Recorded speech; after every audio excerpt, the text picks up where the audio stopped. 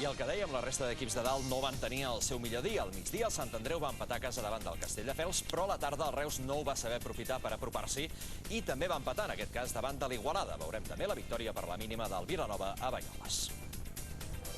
El Castelldefels va donar la sorpresa a la visita al Narcís Sala en treure un empat a casa del líder. Tot gràcies a aquesta jugada quan s'havien jugat poc més de 15 minuts. Centrada a Jonathan i gol de Dani Santos. Un gol molt protestat per la banqueta dels andreuencs, en considerar que hi havia fora de joc de Jonathan abans de la centrada.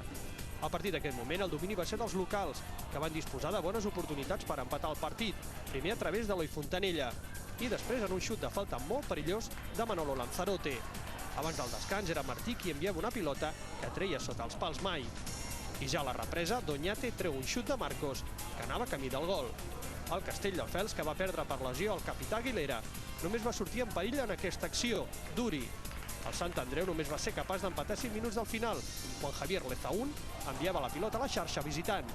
Amb la igualtat a 1, els homes de Nacho González van intentar la desesperada una remuntada que finalment no va arribar. Tot i això, el Sant Andreu continua com a líder en solitari.